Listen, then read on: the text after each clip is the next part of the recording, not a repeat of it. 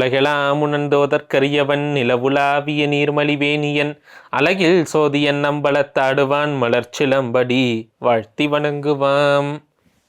ஐபக்தி பசி நேயர்கள் யாவருக்கும் எனது அன்பான வணக்கங்கள். நாம் கண்ணப்பருடைய புராணத்தை நாம் முழு புராணமாக பார்க்கல. சென்ற பதிவில் அவருடைய முற்பிறவி, அவருடைய ஏனைய சிறப்புகள், நாயன்மார்கள் எல்லாம் எப்படி அவர்களை போற்றி புகழ்ந்திருக்கிறார்னு பார்த்துருக்குறோம் கண்ணப்ப நாயனாரை. இப்போ அவருடைய வரலாற்று பகுதி புராணத்துக்கு நாம் வரப்போகிறோம். இந்த புராணத்துக்கு வரப்போகிறோம். இந்த புராணத்தை பார்க்கிற பொழுது எல்லோருமே அவளோடு எதிர்பார்த்திருக்கக்கூடியது அந்த கண்ணை எடுத்து அப்புகிற ஒரு காட்சி தான். ஆனால் அதுக்கு முன்னாடி ஏன் அப்படி ஒரு அன்பு, அதாவது இப்போ நான் என்ன லாஜிக்காக கேள்வி கேட்க தோணுதுன்னா, ஒரு ஆள் உங்களுக்கு 6 நாளாக தான் பழக்கம். 6 நாளாக பழக்கமான ஒரு ஆளுக்காக நீங்கள் 6 லட்சம் ரூபாய் எடுத்து கொடுப்பீங்களா? நம்ம சத்தியமாக கொடுக்க மாட்டோம். ஆனால் கண்ணப்பர் 6 லட்சம் அல்ல, எந்த வித பணத்தாலும் விலை மதிக்க முடியாத அவருடைய உடல் உறுப்பு கண்ணு. ஏன்னா அது கண்ணுங்கிற உறுப்பு, அந்த கண்ணுங்கிற உறுப்பு அது வெறும் உறுப்பு கிடையாது. அது நமக்கு ஒரு மிகப்பெரிய வாழ்க்கை பாடத்தை கற்றுக் கொடுக்கிறது. என்ன பாடம் தெரியுமா? உடலில் எந்த உறுப்புக்கு காயம் ஏற்பட்டாலும் முதல்ல கண்ணீர் சிந்துகிற முதல்ல ஒரே உறுப்பு கண்ணீர் சிந்துதுன்னா அது கண்ணு மட்டும்தான். வேற எந்த உறுப்புக்கும் ரத்தம் தான் சிந்த முடியும், கண்ணீர் சிந்த முடியாது. அப்போ அந்த கண்ணு நமக்கு என்ன சொல்லி கொடுக்கிறது? எப்படி இந்த உடலிலே எங்கு காயம் ஏற்பட்டாலும் நான் முதலில் கண்ணீர் சிந்துகிறேனோ அதுபோலத்தான் மனிதனே, நீயும் இந்த உலகத்தில் யாருக்கு எங்கு எப்படிப்பட்ட துன்பம் நேர்ந்தாலும் முதல் கண்ணீர் சிந்தி அதை அவர்களுடைய துன்பத்தை துடைக்கிற மனிதனாக நீ இருக்கணும்னு கண்ணு நமக்கு சொல்லி கொடுக்குது. ஆனால் நாம் அதெல்லாம் கற்றுக்கிறதே கிடையாது. கண்ணு என்ன சொல்கிறதுன்னு நம்ம கேட்குறதே கிடையாது. அப்படி நமக்கு ஒரு பாடத்தை சொல்லி கொடுக்கக்கூடிய ஒரு சிறப்புக்குரிய உறுப்பாக அந்த கண்ணுங்கிறது இருக்குது. அதை தாண்டி இந்த உலகத்தையே நாம் கண்ணை கொண்டு தான் பார்க்குறோம் எல்லாத்தையுமே. அந்த கண்ணை அவர் யாரோ ஒருத்தர் 6 நாள் தான் பழக்கம். 6 நாளைக்கு முன்னாடி அந்த ஆளை கண்ணப்பருக்கு தெரியவே தெரியாது. அப்படிப்பட்ட ஒரு ஆளுக்காக அவர் கண்ணை எடுத்து கொடுக்குறாருன்னா அது எது அதை கொடுக்க வைத்தது, எது அவரை அந்த ஒரு செயலை செய்ய வைத்ததுங்கிறத தான் நாம் இந்த பதிவு முழுக்க இப்போ பார்க்க போகிறோம். இப்போ பார்க்குற பொழுது கண்ணப்பர் போன பிறவி அர்ஜுனருன்னு நம்ம சொல்லியாச்சு. இப்போ அர்ஜுனர் தான் இந்த பிறவியில் கண்ணப்பராக பிறக்கப் போகிறார். அவர் எந்த நாட்டிலே பிறக்கிறார்? பொத்தப்பி நாடுன்னு அந்த நாட்டுக்கு அந்த காலத்தில் பெயர். பொத்தப்பி நாடு, உடுப்பூர் என்பதுதான் கண்ணப்பருடைய பகுதி. காலத்தியை சுற்றி இருக்கக்கூடிய பகுதி, அது காலத்திக்கு பக்கத்தில் இருக்கக்கூடிய பகுதி. அந்த பகுதியிலே வாழ்ந்த வேடர் குல தலைவனுக்கு நாகன்னு பேர். அவனுடைய மனைவி தத்தை. இந்த நாகன் தத்தை இருவருமே மிகச்ச வேடுவ தம்பதியினர். வேடர் குலத்துக்கு தலைவராக இருக்கக்கூடியவர் இந்த நாகன் ஒரு சிறந்த வீரர். அவர் தன்னுடைய இனத்துக்காக நல்ல விஷயங்களை எல்லாம் செய்யக்கூடிய ஒரு நல்ல மனம் கொண்டவர்.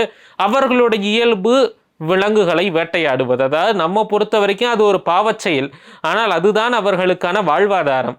ஆகையால் அவர்கள் வாழ்க்கைக்கு அவர்களுடைய இயற்கைக்கு ஏற்றவாறு விலங்குகளை எல்லாம் வேட்டையாடி, அதிலும் கூட வேடுவர்கள் ஒரு கொள்கையோடு இருந்தார்கள். அந்த வேடர்கள் கர்ப்பமான விலங்குகளையோ அல்லது இளைய விலங்குகளையோ வயது முதிர்ந்த நோய்வாய்ப்பட்ட விலங்குகளையோ அவர்கள் வேட்டையாடுவதில்லை என்ற ஒரு கொள்கையோடு இருந்தார்கள். அப்படி அதாவது இதை எப்படி சொல்றதுன்னா, கொள்கையிலும் ஒரு கொள்கையோடு இருந்தார்கள். அதாவது அவர்களுடைய செயல் கொல்றது, ஆனால் அந்த கொல்றதுல கூட ஒரு கொள்கையோடு இருந்தவர்கள் இந்த வேடுவர்கள். அப்படிப்பட்ட வேடுவர் என தலைவன் நாகன், அவனுடைய மனைவி தத்தை இருவருமே மிகச்சிறந்த முருக பக்தர்கள். ஏன்னா அந்த காலத்தில் வேடர்கள் எல்லாம் வாழ்ந்தது குறிஞ்சி நிலப்பகுதியில தான். அந்த குறிஞ்சி நிலப்பகுதியில் அவர்கள் வழிபடக்கூடிய தெய்வம் முருகன். குறிஞ்சிக்கான கடவுள் முருகப்பெருமான். அந்த முருகனை வழிபடக்கூடியவர்கள் தான் அந்த முருகனை வழிபட்டு வேடர் வெறியாடல் போன்ற பல விஷயங்களை நமக்கு சங்க இலக்கியங்கள் பேசுகிறது. இவர்களும் அந்த மாதிரியான வழிபாட்டை செய்யக்கூடியவர்கள் தான். இந்த நாகன் ஒரு மிகப்பெரிய முருக பக்தன். நாகனை பற்றி செய்தொண்டர் புராணத்திலே நாகன் பேசப்பட்டிருக்கிறான்னு ஒரு முருகன் அடியாராக. நாம் செய்தொண்டர் புராணத்தை திருவருளோடு சிந்திக்கிற ஒரு காலம் வருகிற பொழுது நாம் நாகனை பற்றி நாம் அவசியம் சிந்திப்போம். ஏன்னா அவனும் செய்தொண்டர் புராணத்தில் ஒரு அடியார் நாகரும். ஆக அந்த நாகனும் தத்தையும் ஒரு மிகச்சிறந்த முருக பக்தர்கள். அவர்களுக்கு எல்லாமே இருக்குது, ஒன்று தான் இல்லை, மக்கட்பேறு இல்லை. அதுவும் நன்மக்கட்பேறு அவர்கள் வேண்டுவது. ஒரு நல்ல மகன் தனக்கு வேண்டும்னு நினைக்கிறான். அதுவும் எதற்கு நினைக்கிறான்? தனக்கு கொல்லி வைப்பதற்காக மகன் வேணும்னு நினைக்கல. தனக்கு பிறகு தன்னுடைய இனத்தை வழிநடத்துவதற்கு ஒரு நல்ல தலைவன் வேண்டும் என்று நாகன் நினைக்கிறான். நினைத்து முருகப்பெருமானிடம் முறையிட்டு வழிபடுகிறான். வேலன் வெறியாடல் போன்ற வேடுவர் நிகழ்ச்சிகளை எல்லாம் எல்லா வழிபாடுகளையும் செய்கிறான். அந்த செய்ததன் பயனாக முருகப்பெருமானின் அருளோடு பிறந்தவர் கண்ணப்ப நாயனார். அவருக்கு இயற்பெயர் கண்ணப்ப நாயனார் கிடையாது, திண்ணன் என்பதுதான் அவர்களுக்கு வைத்த பெயர். ஏன் திண்ணன்னு வச்சாங்க, அந்த குழந்தை பிறந்தோடனே ஒரு நாகன் தூக்கி பார்த்தாராம். தூக்கி பார்த்த பொழுது அந்த குழந்தை ரொம்ப திண்மையாக இருந்துச்சான். திண்மைனா உறுதியாக இருந்துச்சான். ஆகையால் திண்ணன்னு பேர் வச்சிட்டாங்களாம். நான் இதை பார்க்குற பொழுது நான் நினைப்பது, நாகன் முதல்ல இந்த திண்ணன்னு பேர் வச்சது ஒரு காரணம் தான். அதாவது நாகன் உடல் உறுதியை நினைச்சு திண்ணன்னு பேர் வச்சாரு. ஆனால் நான் கூறுகிறேன், அது உடல் உறுதியை சார்ந்து வைக்கப்பட்ட பெயர் மட்டுமல்ல. பின்னாளிலே அவர் வரலாற்றை பார்க்கிற பொழுதுதான் நமக்கு புரிகிறது, அது அவருடைய மன உறுதியை சார்ந்து வைக்கப்பட்ட பெயர். அவர் உடல் அளவில் மட்டுமல்ல, மனத்தளவிலும் அவர் திண்மை கொண்டவர். அதனால் தான் அவருக்கு திண்ணன் என்ற பெயர். இன்றைக்கு கூட பார்த்தீங்கன்னா செட்டிநாட்டில் கண்ணப்பன் என்கிற பெயர் நிறைய பேர் வைப்பாங்க. நிறைய பேர் கண்ணப்பன் என்கிற பெயர் உண்டு. கண்ணப்பன் என்கிற பெயர் வைக்கிற அளவுக்கு செட்டிநாட்டில் திண்ணப்பன் என்கிற பெயரும் வைப்பார்கள். மற்ற பகுதிகளில் நீங்கள் இதை பார்க்க முடியாது. திண்ணன் என்கிற பெயர் யாருக்கா திண்ணன்னு பேர் வைக்கிறோம்னா கிடையாது. ஆனால் செட்டிநாட்டில் திண்ணப்பன் இன்னைக்கும் பெயர் உண்டு. அந்த திண்ணப்பன் என்கிற பெயரோடு வாழ்ந்த ஒரு செட்டியார், தேவகோட்டையை சார்ந்த செட்டியார் என்ன தெரியுமா செய்தாரு? அவர் வாழ்விலே செய்த ஒரு மிகப்பெரிய அரும் பணி, திருவாசகத்தினுடைய 658 பாடல்களையும் வெள்ளி ஏட்டிலே எழுதி அதற்கு தங்க முலாம் பூசி அதை வழிபடு பொருளாக, சிவபெருமானுக்கு இணையாத அந்த நகரத்தார் பெருமக்களை பார்த்தீர்கள் என்றால் அவர்கள் திருவாசகத்தை சிவமாகவே கருதி வழிபடக்கூடியவர்கள். அப்படி வெள்ளி ஏட்டிலே திருவாசகத்தை எழுதி அதற்கு தங்க முலாம் பூசி இந்த திண்ணப்ப செட்டியார் என்கிற ஐயா அவர்கள் வைத்திருக்கிறார்கள். அதை இன்றளவும் வழிபாட்டிலே தேவகோட்டையிலே அவர்கள் வீட்டிலே நீங்கள் பார்க்கலாம். அப்படி திண்ணப்பன் என்கிற கண்ணப்பனுடைய இயற்பெயரை கொண்ட இவர் திருவாசகத்திற்கு இப்படிப்பட்ட ஒரு அரும்பணியை செய்திருக்கிறார் என்றால் இதில் என்ன தொடர்புனா, பொற்குழி கவிஞர் பேராசிரியர் சோசோமி சுந்தரம் ஐயா அவர்கள் சொற்பொழிவுல எப்போவுமே ஒரு விஷயம் சொல்லுவார் கண்ணப்பரை பற்றி. அது எனக்கு ரொம்ப பிடிக்கும். கண்ணப்பர் அதாவது ஒரு படிக்கலைன்னு நம்ம சொல்கிறோம். அவர் படிக்காத ஆள், பள்ளிக்கூடத்துக்கு போகலை. ஒருவேளை அவர் படித்திருந்து அவருக்கு ஒருவேளை பாடல்கள் எல்லாம் புனைய தெரிந்து அவர் சிவபெருமான் பால் தான் மனத்தே கொண்டிருந்த அன்பை புறத்தே ஒரு பாடலாக பாடியிருந்தால் அது எப்படி இருக்கும்னு கேட்டால் இன்னொரு திருவாசகம் மாதிரி இருக்கும்னு சோசோமியா சொல்லுவார். அது அப்படியே கேட்கிற பொழுதே புல்லரிக்கும், அவ்வளவு நிகழ்ச்சியாக இருக்கும். கண்ணப்பருடைய அன்பு மாணிக்க வாசகருடைய அன்பு கிட்டத்தட்ட ஒன்று தான். தராசல் தட்டில் ரெண்டத்தையும் வச்சா ரெண்டும் சமமாக நிற்கும். என்ன கண்ணப்பர் செயல் திறத்தால காட்டினாரு, மாணிக்க வாசகர் சொல் திறத்தால காட்டினாரு, அவ்வளவுதான் வேறுபாடு. இருவருமே இறைவன் பால் அளவு கடந்த அன்பு. அன்புனா இவங்க ரெண்டு பேர் தான். ஏன்னா இருவருமே அழுது அழுது தொழுதவ அடியார்கள், கண்ணப்பரும் மாணிக்க வாசகரும். ஆக அப்படிப்பட்டவர் திண்ணன் என்கிற இயற்பெயர். இப்போ திரும்ப நம்ம வரலாறுக்கு வருவோம். திண்ணன் என்கிற இயற்பெயர், அந்த திண்ணன் வளருவதையெல்லாம் சேக்கிழார் பெரிய புராணத்தில் நமக்கு ரொம்ப சிறப்பாக சொல்லியிருக்கிறார். அவர் பிள்ளை பருவத்திலிருந்து அவர் செய்த சில திருவிளையாடல்கள், அவருக்கு இன்னென்ன நகைகள் எல்லாம் பூட்டி, புலிப்பல்லு ஆனப்பல்லு எல்லாத்தையும் நகைகளாக பூட்டி, அவர்களுக்கு அங்கே அதுதானே கிடைக்கும், தங்கம் வைரமாக கிடைக்கும். அவர்களுக்கு கிடைத்தது புலிப்பல்லு யானப்பல்லு தான் அவர்களுக்கு மிக உயர்ந்த பொக்கிஷம். அதையெல்லாம் அந்த குழந்தைகளுக்கு அணிகலன்களாக சூட்டி கண்ணப்பரை சீராட்டி பாராட்டி வளர்த்து நாளொரு மேனி பொழுதொரு வண்ணமாக அவர் வளர்ந்து ஒரு 16 வயது அவர் அடைகிறார். இந்த 16 வயதுங்கிறது ரொம்ப முக்கியமான காலகட்டம். இந்த 16 என்கிற எண்ணே பார்த்தீங்கன்னா சந்திரனுக்கு 16 கலை.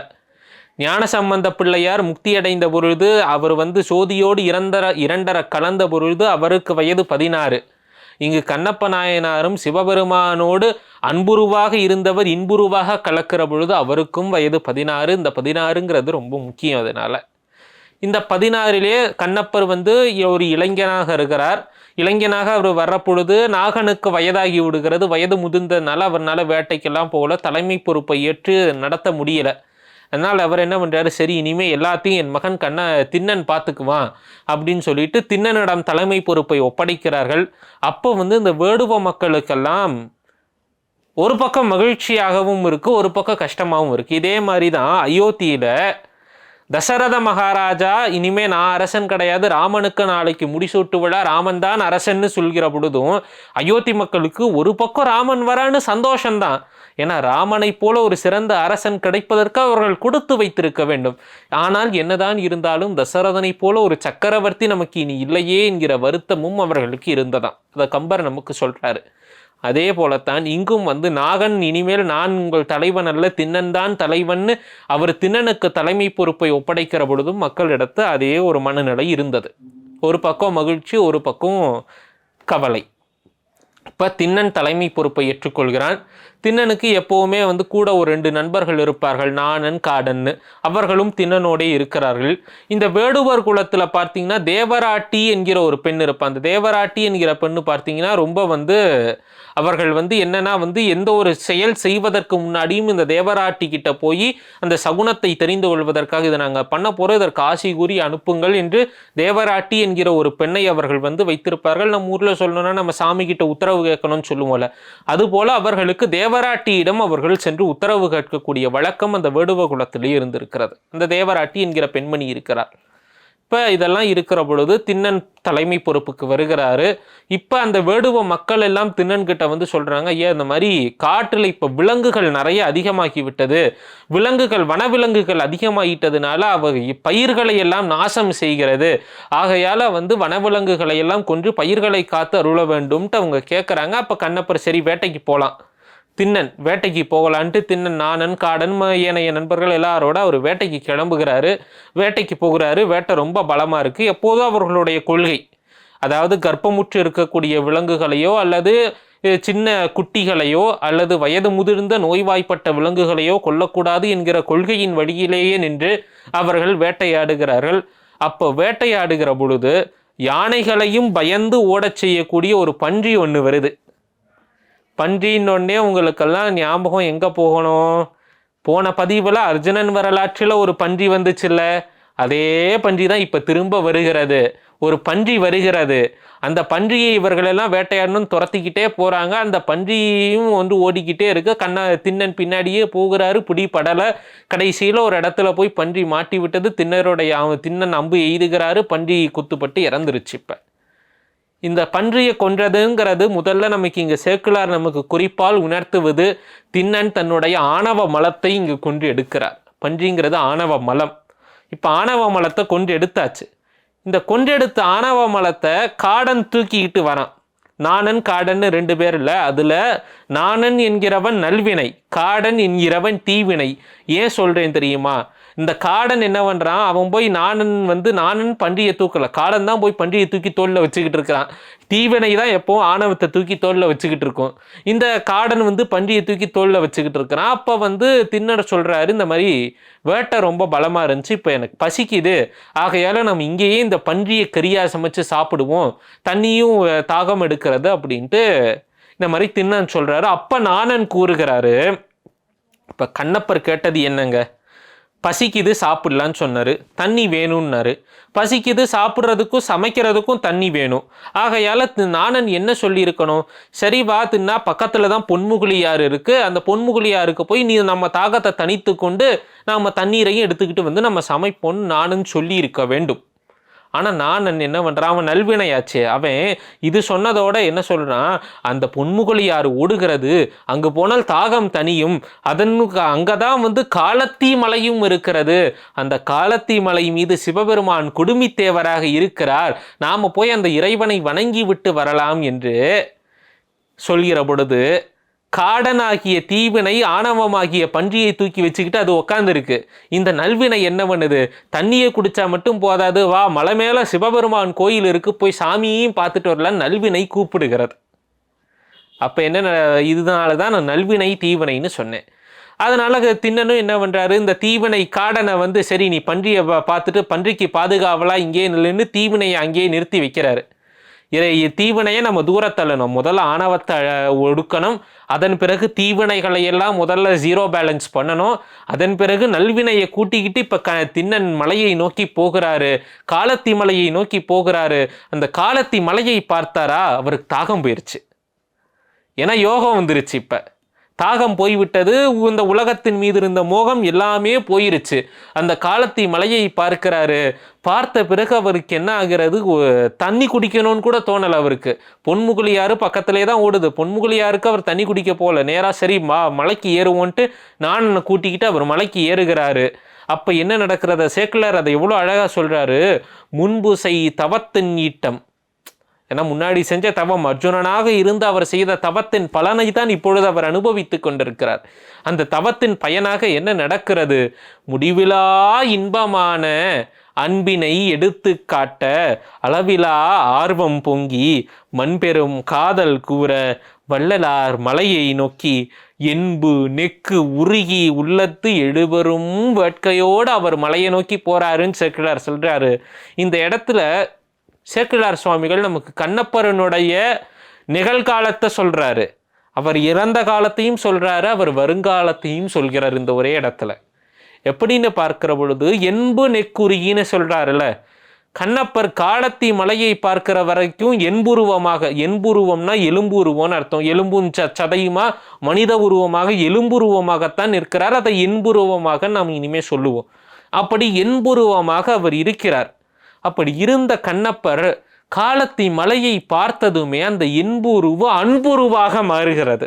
இது நிகழ்காலம். அன்புருவாக மாறுவது நிகழ்காலம். மாறினதுக்கு அப்புறம் என்ன நடக்க போகுது? மாறி இப்ப அன்புருவா மாறி மேல போவாரு. காலத்தியப்பர் குடுமித்தேவரை பார்ப்பாரு. பார்த்த பிறகு கடைசியில என்ன நடக்கும்? முடிவிலா இன்புருவமாவார். இந்த டிரான்ஸ்ஃபார்மேஷனை சொல்றாரு பாருங்க. முதல்ல இன்புருவா இருந்தவர் இப்ப அன்புருவா மாறி முடிவில் இன்புருவமாக மாறப்போகிறார்னு கண்ணப்பருடைய முழுமையான வரலாற்றை இந்த ஒரே இடத்துல சேக்கிழார் நமக்கு பதிவு செய்து விடுகிறார். ஆக இப்போ அவர் மலையை பார்க்கிறாரு. மலையை பார்த்து காலத்தி மலையை நோக்கி போகிறாரு. நோக்கி போகிற பொழுது பேணு தத்துவங்கள் என்னும் பெருகு சோபானமேறி சிவத்தை தேடி கண்ணப்பர் போறாருன்னு தான் சேக்கிழார் சொல்லியிருக்கணும். அதாவது அவர் ஒவ்வொரு படி காலத்தி மலையில் ஏற ஏற அது படிகள் ஏறின மாதிரி இல்லையா, ஒவ்வொரு தத்துவங்களாக 36 தத்துவங்களையும் கடந்து அவர் சிவத்தை பார்க்க போகிறார்னு சேக்கிழார் சொல்ல வருகிற பொழுது கண்ணப்பர் போனாருன்னு சொல்லலை, திண்ணர் போனாருன்னு சொல்லலை, ஒரு வேடுவர் போனாருன்னு சொல்லலை. சேக்கிழார் அங்கு பயன்படுத்துகிற சொல்லாடல் ஐயர் போனார்னு சொல்றார். சாமி, அவர் பிராமினே கிடையாது, அவர் ஐயரே கிடையாது, அவர் பிராமணர் கிடையாது. பிராமணர் அல்லாத ஒருவரை, அர்ச்சகர் அல்லாத ஒருவரை, அந்த குலத்தை சாராத ஒருவரை சேக்கிழார் எப்படி, அதுவும் ஒரு வேடுவ குலத்தவரை ஐயர் என்று சொல்லலாம் என்று கேட்டால் கண்ணப்பரை மட்டும் சேக்கிழார் சொல்லலை. பெரிய புராணத்தில் ஐயர குலத்தை பிராமண குலத்தை சேராத ஒரு 3 பேரை சேக்கிழார் ஐயர்னு சொல்லியிருக்கிறார். அந்தனர் குலத்தை சேராத 3 வரை சேக்கிழார் ஐயர் என்கிறார். அந்த 3வரில் முதலாமவர் இப்போ நம்ம பார்த்தது கண்ணப்பர்.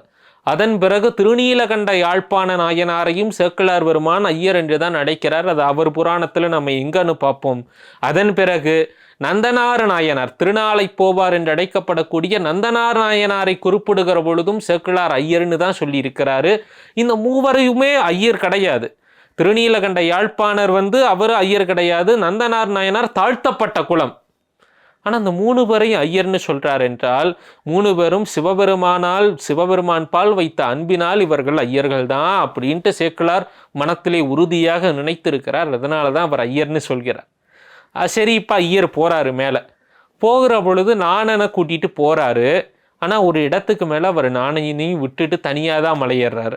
நானா சரி போதும், ஏன் விட்டுட்டு போறாருன்னா சுவாமிக்கு ஏதாவது எடுத்துட்டு வரணும்னு சொல்லிட்டு நாணனையும் தனியாக விட்டுட்டு இவர் மலையேறுகிறார்.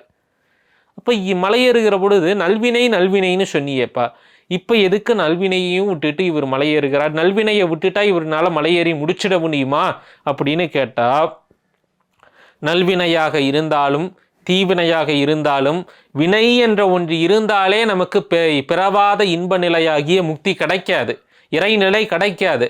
அது நல்ல வினையாக இருந்தாலும் பாசிட்டிவ் பேலன்ஸாக இருந்தாலும் நெகட்டிவ் பேலன்ஸாக இருந்தாலும் பேலன்ஸ் இருக்கவே கூடாது. நம்ம அக்கௌண்ட்டில் 0 பேலன்ஸாக தான் அது இருந்தால் தான் பேங்க் அக்கௌண்ட்டை க்ளோஸ் பண்ண முடியும். அது மாதிரி தான் சிவபெருமான் சிவபெருமானை போய் அடைய வேண்டும் என்றால் இங்கு 0 பேலன்ஸ் ஆகணும். No positive no negative. அதனால் கண்ணப்பர் என்ன பண்ணுறாரு, நல்வினையை இங்கேயே அவுத்து விட்டு அவரு தனியாக போகிறாரு. அவர் மட்டும் போகிறார். ஒரு ஆன்மா மட்டும், அன்பு வடிவான ஆன்மா மட்டும் போகிறது. ஏன்னா நம்ம விளக்கேற்றுறோங்க, விளக்கேற்றுவது ஒரு நல்வினை, நல்ல செயல் தான். விளக்கேற்றுற தீக்குச்சி நம்ம விளக்கேற்றி முடிச்சதுக்கப்புறமும் அந்த தீக்குச்சியை கையிலே பிடிச்சிக்கிட்டு இருந்தால் என்ன ஆகும்? நம்ம கை தான் சூடுபடும். ஆகையால் தான் விளக்கேற்றின பிறகு எப்படி தீக்குச்சியை தூக்கி போடுறோமோ அதே போல தான் இறைவனை நம் கண்ணால் கண்டு விட்ட பிறகு நமக்கு இறைவனை எப்படி கண்ணால் காட்டிய நல்வினையை கூட நாம் தூர தூக்கி எறிந்தால்தான் அந்த இறைவனை நம்மால் சென்றடைய முடியும். இதுதான் கண்ணப்பர் நமக்கு இந்த இடத்துல உணர்த்துகிற தத்துவம். அவர் திண்ணனாக இருக்கிறவர் அப்படி போய் இறைவனை பார்த்து நிற்கிறாரு. நாணனும் கீழே இருக்கிறாரு, திண்ணன் காடன் பன்றிக்கு பாதுகாப்பாக இருக்கிறாரு. இப்போ திண்ணர் காலத்தியப்பராக இருக்கக்கூடிய குடுமித்தேவரை தன் கண்களால் கண்டு நிற்கிறாரு. அப்ப சேக்கிழார் சொல்றாரு பாருங்க, அங்கனர் கருணை கூர்ந்த அருள் திரு நோக்கம் எய்த தங்கிய பவத்தின் முன்னை சார்பு விட்டு அகல பொங்கிய ஒளியின் நீழல் அன்புருவமானாருங்கிறாரு. பொங்கிய ஒளியின் நீழல் பொருவில் அன்புருவமானார். அவர் முழுக்க இப்போ ஒரு முழுமையான அன்பின் வடிவமாக கண்ணப்பர் போய் நிற்கிறாரு. காலத்தியப்பராக இருக்கக்கூடிய குடுமித்தேவர் முன்னாடி நிற்கிற பொழுது அவர் என்ன நினைக்கிறாரு? பார்த்த மாத்திரத்தில் அவர் உள்ளுணர்வுக்குள்ள ஏதோ ஒன்று ஏற்படுது. என்னன்னு புரியலை, ஒரு இனம் புரியாத ஒரு மாற்றம். அவருக்கு அந்த மலையை பார்த்ததிலிருந்தே ஒரு மாற்றம் ஏற்படுதுங்க. அது அவரே சொல்லுவார், எனக்கு என்னன்னு தெரியல, தாகத்தோடு தான் வந்தேன், ஒரு கனத்த உடம்போடு எனக்கு ஏதோ பெரிய பாரத்தை தூக்கி வச்சுட்டு வந்த மாதிரி இருந்தது. ஆனால் இப்போ இந்த மலையை பார்த்த கணத்தில் என்னுடைய பாரம் எல்லாம் கரைந்து விட்டது.